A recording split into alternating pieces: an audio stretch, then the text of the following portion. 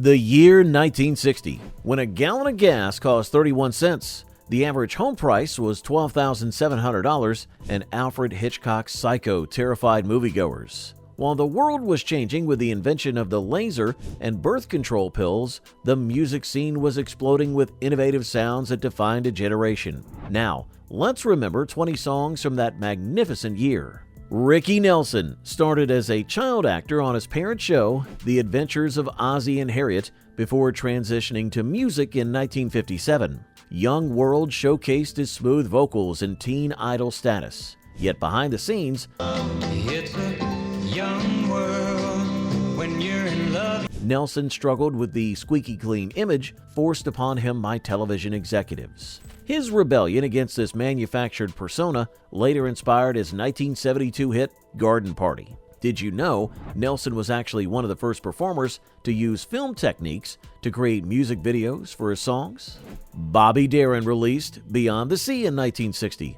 Somewhere beyond the sea, somewhere. A song that would become his signature after Mac the Knife. Starting his career in 1956, Darin knew his time was limited due to a heart condition from childhood rheumatic fever. This awareness created an urgency in his career. He diversified into acting, production, and political activism. Many critics believe this health reality drove his intense ambition and sometimes difficult personality. Interestingly, Darin recorded his iconic version of Beyond the Sea in just one take. The Hollywood Argyles weren't a real band at all, but a studio creation, assembled by producer Kim Fowley in 1960. Alley Oop was their only hit,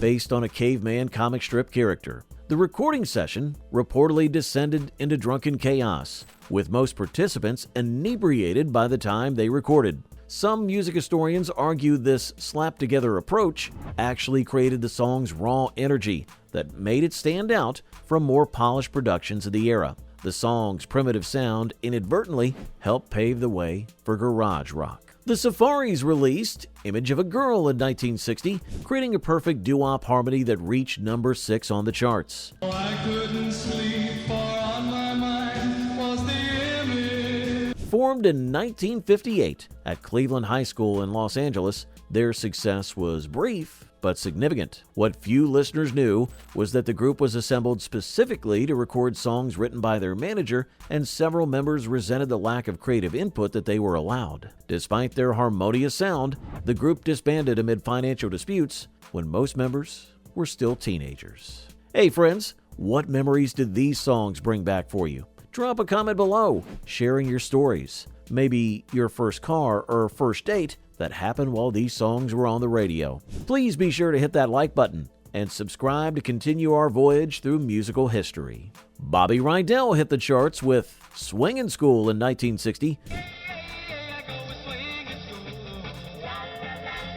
3 years after launching his career in 1957, often overshadowed by Elvis and other rock stars, Rydell actually sold more records than many of his better-remembered contemporaries. His clean-cut image was carefully managed, hiding his struggles with stage parents who controlled every aspect of his career and finances. Despite his teen idol status, Rydell was a technically accomplished vocalist whose abilities were often underestimated. His hometown of Philadelphia later used his name for Rydell High in the musical Grease. The Everly Brothers released their version of Let It Be Me in 1960. Let it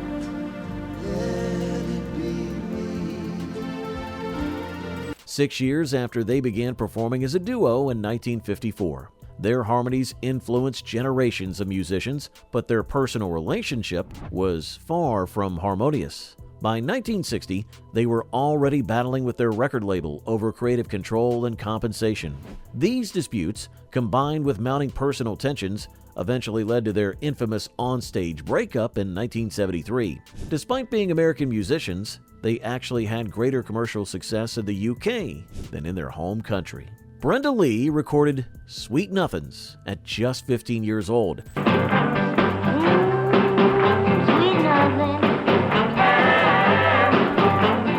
Having started her professional career at age 6 in 1951. Nicknamed Little Miss Dynamite for her powerful voice, despite standing only 4 feet 9 inches tall, Lee was actually supporting her entire family financially through her teenage years. Her adult handlers worked her relentlessly, leading to exhaustion and later health issues. Record executives deliberately misled audiences about her age to make her appeal either younger or older, depending on the target market. Lee holds the record for the most charted hits by a female artist in the 1960s. Johnny Preston's Running Bear topped the charts in 1960. Running bear, love little white dove with a love. 2 years after he began his singing career. The song, written by J.P. Richardson, the Big Bopper, told a controversial story of doomed Native American lovers. While commercially successful, the song has been criticized for its cultural appropriation and stereotypical Indian chants. Preston himself later expressed discomfort with some aspects of the recording. Tragically, Richardson died in the same plane crash that killed Buddy Holly before the song became a hit. Ray Peterson released the teenage tragedy song Tell Laura I Love Her in 1960. Laura and Tommy were lovers.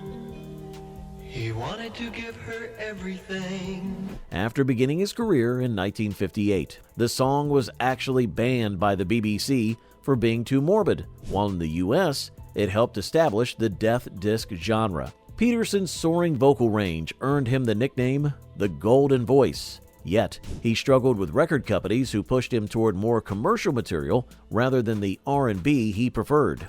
The recording session for this hit was emotionally draining, with Peterson requiring multiple breaks to compose himself. The Brothers Four formed at the University of Washington in 1957 before releasing Greenfields in 1960. There were green fields kissed by the sun.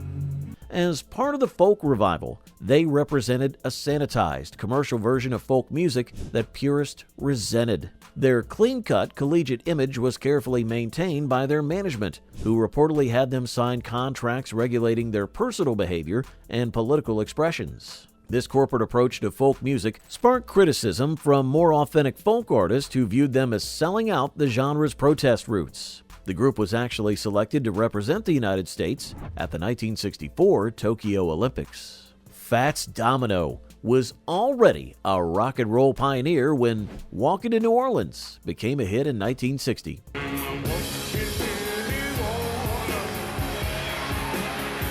14 years after beginning his recording career in 1946. Behind his smiling persona, Domino faced significant racial barriers, often being denied accommodation at venues where he performed. Many music historians argue that Domino's innovations were appropriated by white artists who received more credit and compensation. Despite selling over 65 million records, Domino continued living in his New Orleans neighborhood until Hurricane Katrina forced his evacuation. His piano style influenced countless musicians, from the Beatles to contemporary New Orleans players. Elvis Presley released Stuck on You in 1960.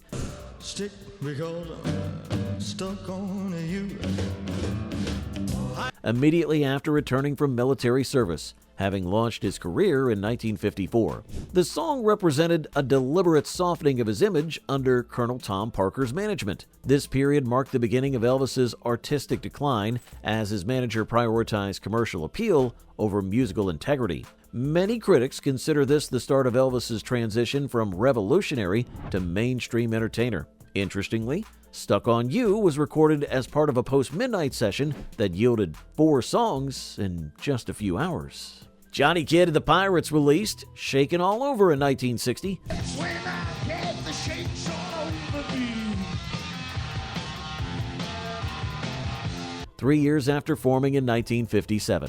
Unlike many British acts of the era, they wrote their own material and developed a raw, aggressive sound that predated harder rock styles. They never achieved significant success in America, despite their influence on the later British invasion. The band's iconic eye patch look came about accidentally when Kidd scratched his eye before a performance and needed to cover it. Tragically, Kidd died in a car accident in 1966, cutting short what many music historians believe would have been an influential career during the British blues boom.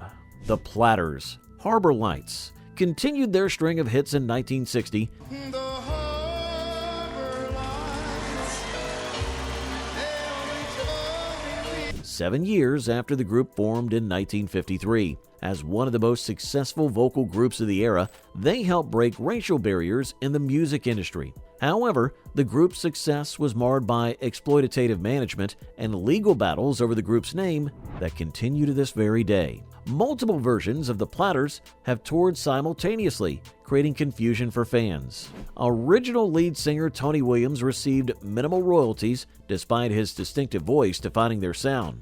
Their smooth style influenced countless vocal groups while creating a bridge between R&B and mainstream pop. Roy Orbison released Blue Angel in 1960. 4 years after beginning his solo career. Despite his powerful, emotional voice, Orbison suffered from debilitating stage fright and insecurity about his appearance, leading to his trademark dark sunglasses and stationary performance style. Music executives initially rejected his operatic ballads as uncommercial, forcing him to fight for his artistic vision. Orbison's personal life was marked by tragedy, including the deaths of his first wife and 2 sons. Experiences that many believe added to the emotional depth in his performances. His vocal range spanned 3 octaves, a technical achievement few rock singers have matched. The soundtrack of 1960 holds memories for so many of us, and I'd love to hear which of these songs means the most to you and why. Take a moment to share your story in the comments. If you're enjoying this dive into musical history, please support our channel by hitting like, subscribing, and clicking that notification bell. Bobby V launched into fame with Devil or Angel in 1960. Devil or angel, I can't make up my mind. Which one you are? Just 1 year after beginning his career in 1959, when he and his band filled in after Buddy Holly's fatal plane crash. This traumatic entry into the music business shaped V's appreciation for his success. What many fans don't know is that a young Bob Dylan briefly played in V's backing band before heading to New York. Record companies marketed V as a safe alternative to more threatening rock and roll figures, creating tension between commercial success and artistic credibility. V was known for his kindness in an often cutthroat industry.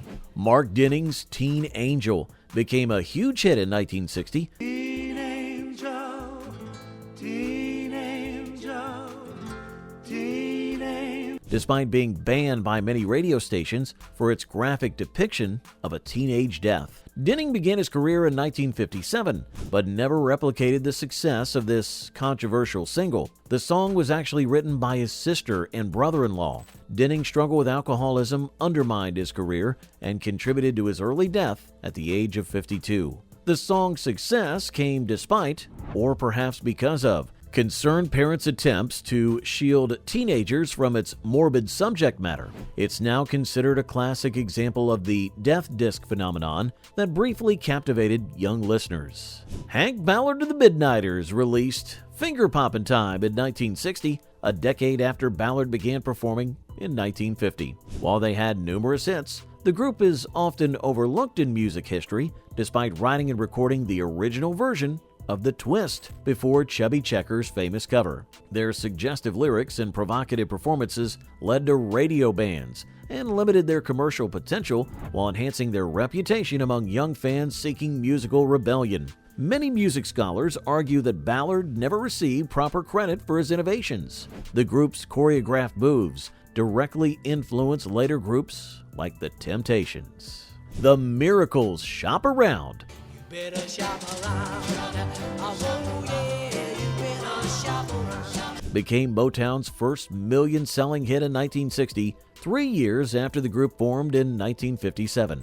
Written by Smokey Robinson and Berry Gordy, the song established Motown's commercial formula. What many listeners don't know is that the hit version was actually a rushed re-recording done at 3 a.m. after Gordy decided the original was too slow. Robinson's behind-the-scenes work writing and producing for other artists meant his own group sometimes received less attention than they deserved. The song's success essentially saved Motown from early financial failure, changing American music history. Sam Cooke closed out 1960 with Wonderful World, 4 years after launching his pop career in 1956, following years as a gospel singer. His transition from sacred to secular music created controversy within the religious community that had supported him. Behind that smooth delivery and charismatic performance style, Cooke was a business pioneer who established his own record label and publishing company at a time when black artists had little control over their careers. His suspicious death in 1964 remains controversial, with many questioning the official account. Cooke was also actively involved in the civil rights movement, using his position to advocate for equality. As we close this video about music and memories from 1960, thank you for being here, and join us next time as we explore another year that defined our generation's musical landscape. Until then, keep those records spinning and those memories alive.